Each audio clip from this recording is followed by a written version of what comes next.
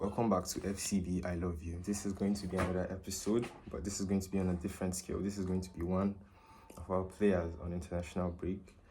We had De Jong, Pedri, Rafinha, and who was it? Kubasi on international break yesterday.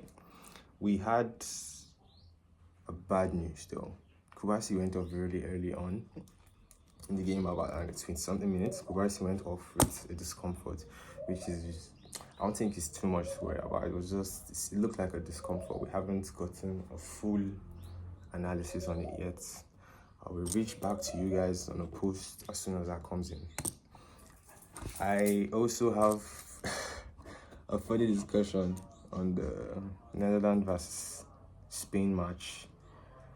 Just opened my eye that De Jong is still a baller. Oh my god, that man. He's a man among boys now. It's funny because he came as such a young star. Now he's a man among boys. De Jong is a baller. He bossed Pedri in midfield for Spanish side.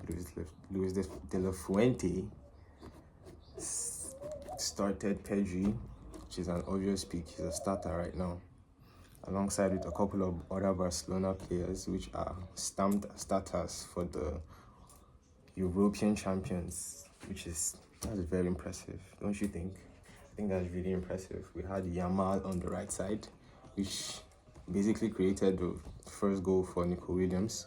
He rushed this guy, this Hato guy from Netherlands. I've never seen him before. Rushed him, collected the ball, gave it to Morata. Morata laid it up perfectly.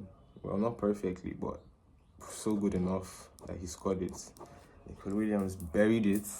It was a beautiful goal. Things turned around really quick. I thought it was going to be a very comfortable game for Spain, honestly. I thought it was going to be really smooth sailing kind of match, but oh my god, that Gakpo's first goal. I don't know what he was mad at, but he unleashed everything on it. He had a few seconds to take the shot, and he just whammed it. And it was a beautiful goal. I couldn't even fault it, but I was all for Spain, honestly. The young balled. He balled. He made Pedri look like a young bro. Not like Pedri had a bad game. Don't get me wrong, but De Jong just showed him who daddy is. And then we had a very huge shock where it became 2-1. That was when it started getting worrying for me, because I'm backing my boys now. I have Pedri and Yamal on this team. Kubasi, which left on early though. I have them on there. Like, of course I support Spain. But it was a good game. Mikel Merino came on late on and turned the tide 2-2, which seemed kind of obvious to me. The squad depth just had to show at some point, because Spanish team, they're really good. Their bench is really beautiful as well. It led to the match ending in a tie, which we played in Spain. And I feel like we all know how that will end. Our boys are going to go to the next round. I'm just being realistic here, let me not be too cocky, but it just seems obvious. These are some of the best players right now. I would say the best, Yamal. I know he's going to turn up that day. He didn't have a good game. Not like he had a horrible game. He wasn't the star, because that's how highly I rate him right now. Be the star, or you're not that guy that day. But trust me, it was still an 8 out of 10 performance from him. And then we move on to South American side of things. This was a very crazy match. You know how South American matches always are so loud, so, oh my god, it's almost so violent. So we had Rafinha score a penalty. Brazil came out victorious in the match, as expected, versus Panama. Rafinha scored a goal versus... It was a penalty. Rafinha took a penalty. buried it beautifully. It was won by Vinicius Jr. It was a busting run. And the defender just had to do something. They didn't have to, but he made a decision to. And he brought Vinicius down. And Rafinha buried it beautifully. With the captain armband on his arm. Like, that's my captain, honestly. That's my captain. I don't care what anybody says. I don't really care who wears the captain armband. It's just for protocol. That's my captain, Rafinha, right there. Rafinha balled. Vinicius did his thing too.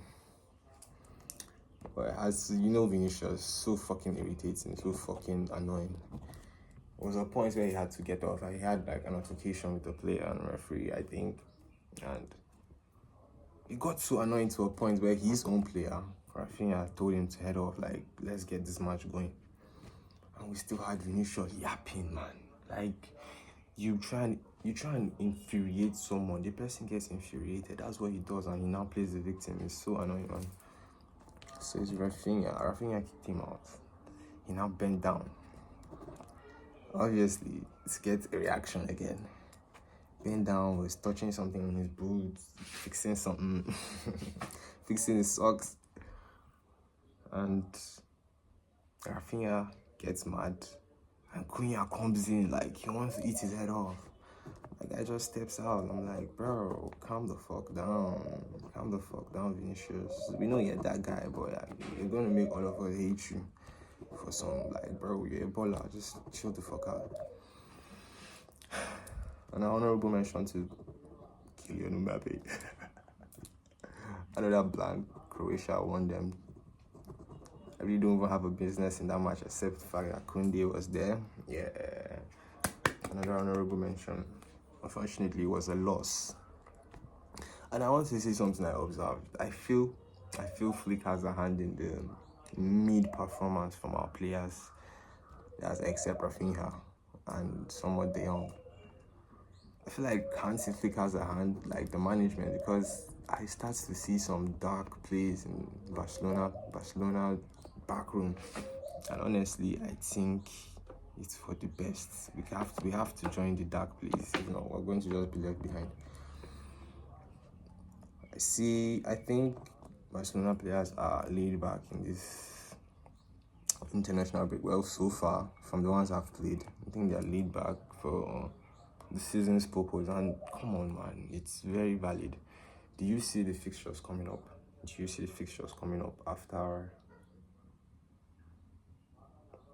After the international break?